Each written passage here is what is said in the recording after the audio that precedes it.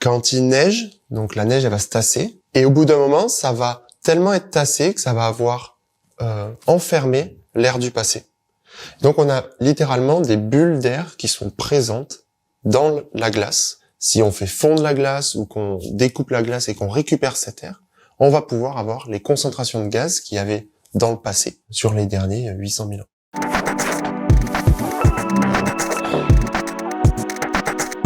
Je m'appelle Alexis Lamotte, je suis glaciochimiste.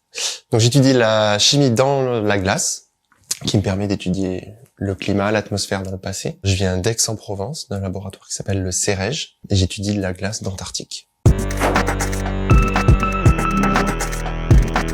J'ai fait surtout de la chimie organique. Je suis parti faire une expérience, un stage aux États-Unis, dans un laboratoire de recherche, et j'ai adoré l'esprit de la recherche. Et en dernière année d'école d'ingénieur, j'ai fait un stage chez EcoCert, donc c'est le label AB qu'on a un peu partout dans nos maisons. Et à ce moment-là, c'était le Covid, donc j'ai été confiné et j'ai cherché des thèses. Et un peu par hasard, j'ai trouvé une thèse où ils cherchaient un chimiste très à l'aise en laboratoire pour étudier la glace, ce qui me paraissait un peu étrange. J'ai candidaté et je suis parti à Grenoble en thèse de glaciologie. Une carotte de glace, c'est un tube de 10 cm de diamètre à peu près. On le coupe souvent par section de 1 mètre. Et en fonction des glaciers qu'on va forer, on va avoir 120 mètres de glace. Donc ça, c'est le cas pour le Mont Blanc. Jusqu'à 4 km au maximum pour des carottes d'Antarctique. Alors l'Antarctique, c'est le pôle sud. C'est un continent de glace recouvert par 3-4 km de glace, de la taille d'à peu près de l'Europe, juste pour qu'on ait les ordres de grandeur en tête. Alors une carotte de glace, c'est ce qu'on appelle une archive, donc ça nous permet d'étudier le passé. Aujourd'hui, on a une carotte qui remonte à 800 000 ans en continu.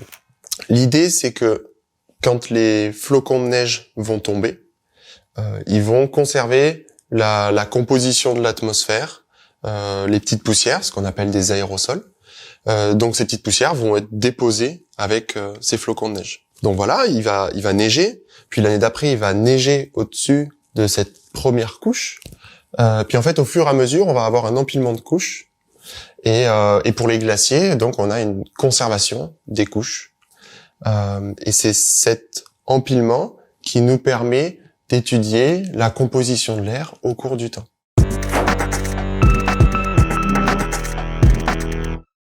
Quand il neige, donc la neige elle va se tasser, elle va former ce qu'on appelle un névé. C'est les neiges éternelles qu'on a parfois dans les glaciers. Et au bout d'un moment, ça va tellement être tassé que ça va avoir enfermé l'air du passé. Donc on a littéralement des bulles d'air qui sont présentes dans la glace. Et donc quand on va ramener la glace dans nos laboratoires, si on fait fondre la glace ou qu'on découpe la glace et qu'on récupère cet air, on va pouvoir avoir les concentrations de gaz qu'il y avait dans le passé, sur les derniers 800 000 ans.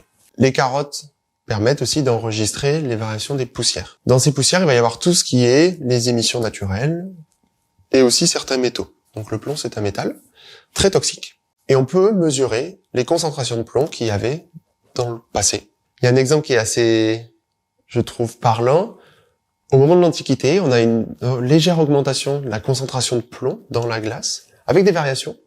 Et en fait, on a réussi à corréler ça avec l'Empire romain. Plus l'Empire romain était fastueux, plus il avait d'argent, plus il finançait l'armée. Et à ce moment-là, une grosse partie de l'armement était fait par l'extraction du plomb. Et donc, on retrouve ce signal de plomb dans les carottes de glace. On les retrouve dans les carottes de glace qui viennent de l'arc alpin, mais on les retrouve aussi dans les carottes qui viennent du Groenland. Le Groenland, c'est l'hémisphère nord. Quand on est en Antarctique, on va aller forer la glace, donc par section de 1 mètre. On va sortir le premier mètre, on le remonte. Quelque chose qui est super important, c'est que la glace, il n'y a pas écrit où est-ce que c'est le haut, où est-ce qu'est le bas de la glace. Donc dès qu'on va sortir la glace, on va être très très méticuleux sur la labellisation. On va les mettre dans des gaines en plastique où on va vraiment noter le haut, le bas. Ensuite, on va ramener notre carottier, notre foreur dans le trou pour aller chercher le mètre suivant, etc. En Antarctique, comme on peut forer que quelques mois dans l'année, quand il fait suffisamment chaud, entre guillemets, là-bas. Donc les forages vont pouvoir durer 2, 3, 4 ans. Ensuite, on va ramener la glace dans les laboratoires de recherche avec des sortes de chasse-neige pour la ramener jusqu'à la station côtière où ça prendra un bateau, puis un deuxième bateau pour revenir jusqu'à le port de Marseille, par exemple, et la cheminer jusqu'à Grenoble. Dans ces gros centres frigorifiques, on a des bibliothèques de carottes de glace avec tous les forages historiques depuis les années 70 jusqu'au dernier forage qui sont conservés à moins 20 degrés. Un forage, ça coûte des millions d'euros. Donc la glace est extrêmement précieuse. Et donc ensuite, on va découper avec des sections qui sont dédiées en fonction des mesures de ce qu'on veut faire. Il va y avoir une section qui va être dédiée à l'étude des gaz. Il va y avoir des sections qui sont dédiées à l'étude des poussières. On va découper la glace en chambre froide. Donc on est tout emmitouflé. On travaille à moins 15, moins 20 degrés. Un des gros points de vigilance, en fait, c'est la contamination. La concentration des molécules dans la glace est extrêmement faible. On est sur des millions de fois moins concentré que l'eau du robinet. Donc si on touche avec n'importe quoi, on va contaminer le signal de l'atmosphère du passé.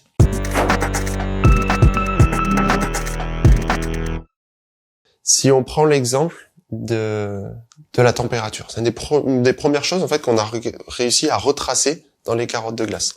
Le poids des molécules d'eau est corrélé à la température qu'il y avait au moment où la précipitation s'est faite. Ça, c'est des travaux qui datent des années 60, 70, 80.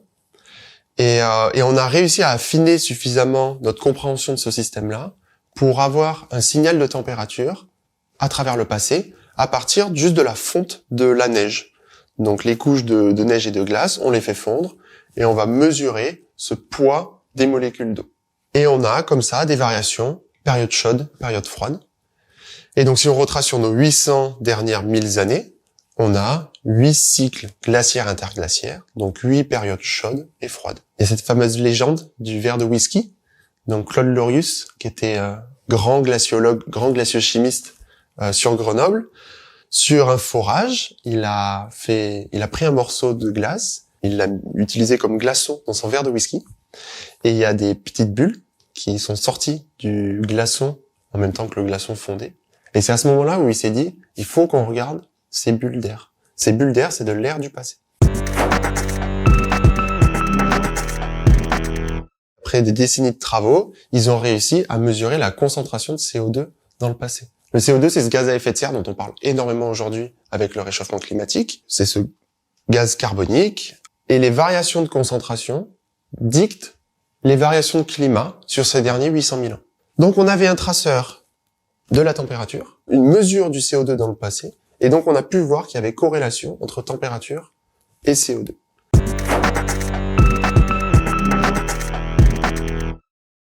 En 1987, quand Claude Lorius, Jean Jouzel font leurs mesures de CO2 et de température, qui voient la corrélation entre CO2 et température, révolution, les carottes de glace font vraiment la démonstration qu'elles peuvent vraiment apporter beaucoup d'éléments scientifiques à l'étude du paléoclimat, donc climat du passé, à l'étude de l'atmosphère du passé, parce que finalement il n'y a pas qu'un signal climatique, il y a un signal atmosphérique. À ce moment-là, commencent à émerger un peu ces sciences de l'environnement, quelles sont les perturbations liées à l'homme. Les carottes de glace ont participé à cette prise de conscience-là.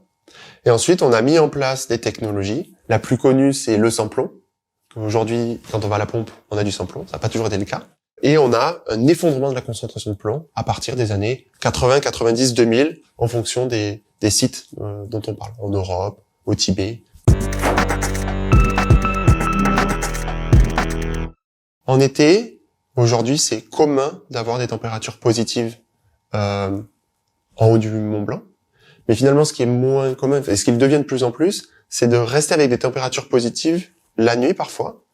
Donc finalement, la fine couche d'eau qui s'est formée par la fonte va pouvoir pénétrer dans les couches de glace et en fait va mélanger notre signal, notre préservation couche par couche. Ce qui rend toute interprétation est possible. Donc on a plus millefeuille qui nous permet d'étudier les variations de température, de climat, de composition de l'air au cours du temps.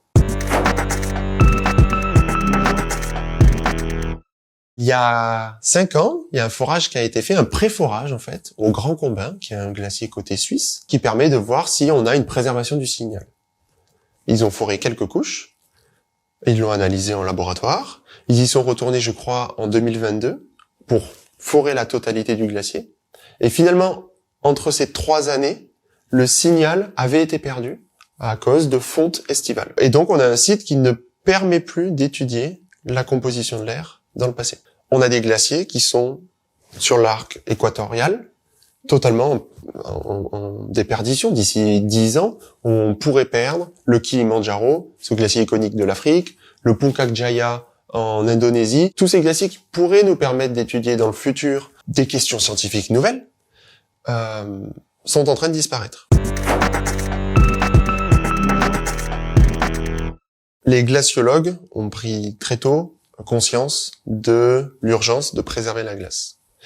Donc il y a une fondation qui a été créée. Alors, au début, c'était un mouvement avec quelques chercheurs français, suisses et italiens, où ils se sont dit, on va forer de la glace, pas forcément pour nous, mais aussi le forer pour les générations futures, pour essayer de préserver au maximum ces glaces qui pourraient, demain, nous apporter, nous éclairer sur de nouvelles questions scientifiques. En 2015 est lancée cette fondation Ice Memory. Une première expédition est organisée en 2016 au Mont Blanc. Aujourd'hui, il y a 8 sites qui ont été forés, 8 glaciers qui ont été préservés, avec de la glace qui est stockée dans nos grandes chambres froides, en France, en Italie, peu importe. Et l'objectif, c'est de l'envoyer en Antarctique, au pôle Sud, là où il fait moins 40, moins 50 degrés, légué en quelque sorte aux générations futures, dans le but de préserver ce signal. Se posent des questions de droit qui sont fondamentales. Comment on lègue, comment on établit un cadre où on va pouvoir envoyer en Antarctique, en respectant le traité antarctique, de la glace. Il y a une chaire qui a été ouverte à Grenoble où on se pose ces questions-là. Une chaire de recherche.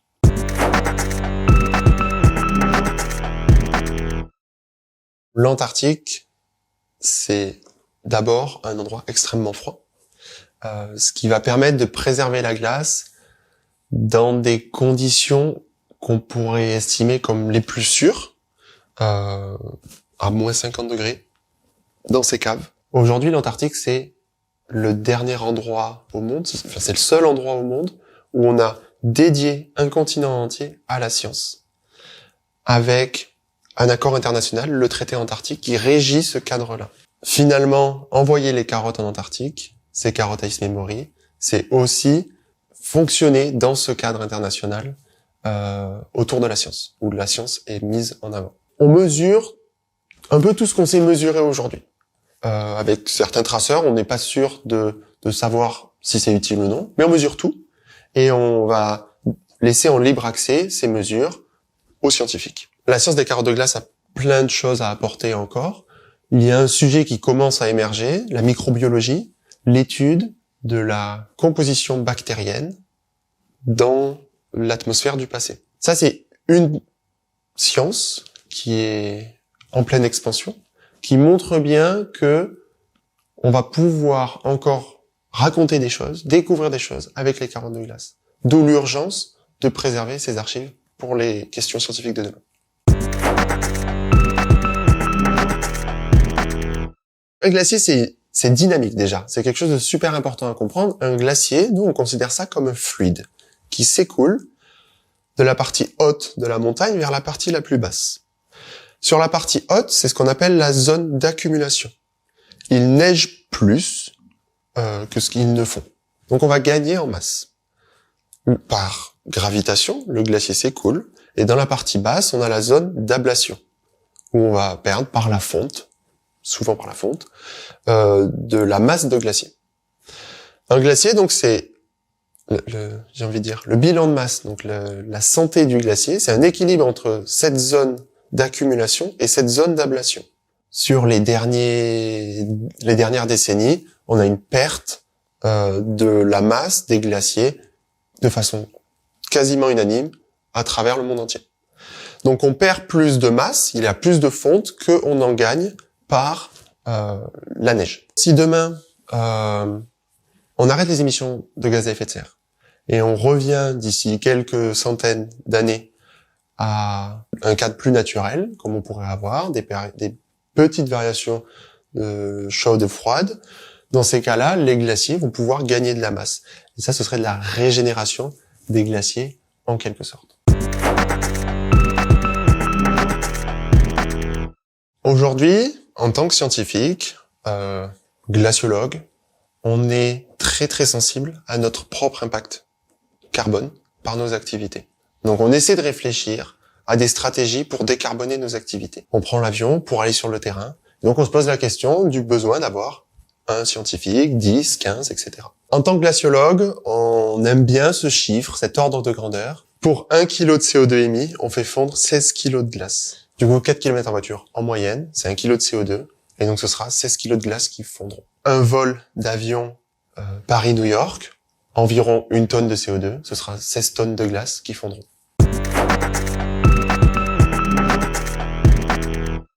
Un message d'espoir que je trouve intéressant, c'est finalement le pourquoi de Ice Memory.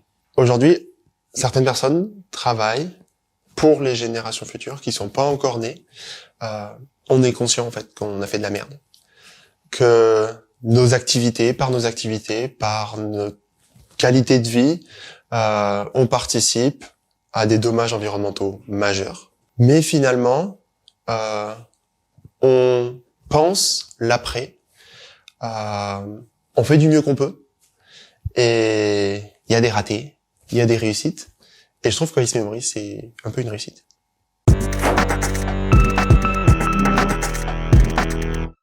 Un premier conseil, ce serait de croire en la science. La science des carottes de glace est une science qui a fait front face au climato-scepticisme, qui a apporté beaucoup à ce débat-là. Je trouve toujours un peu dommage qu'aujourd'hui, on passe un temps monstre à continuer à expliquer des résultats des années 80. Faites attention entre opinion et faits scientifiques. La frontière est très difficile, mais il faut essayer du mieux qu'on peut tous les jours de travailler à ça, d'être critique dans tout ce qu'on regarde, et une fois qu'un fait scientifique est établi, typiquement une conclusion du rapport du GIEC, de l'accepter comme fait scientifique et de continuer à avancer. Mon second conseil, j'ai un très mauvais exemple pour ça. J'ai découvert un monde que au début je pensais n'était pas fait pour moi. Sauf que ce monde-là, c'est quand même un monde d'hommes, blancs, valides, alors que je trouve que la diversité apporte énormément et nous éclaire énormément sur les questions scientifiques. Donc, même si vous ne voyez pas le modèle aujourd'hui dans les glaciologues, dans les chercheurs, venez travailler dans les laboratoires. La diversité a toujours apporté énormément au débat scientifique en éclairant sur des questions différentes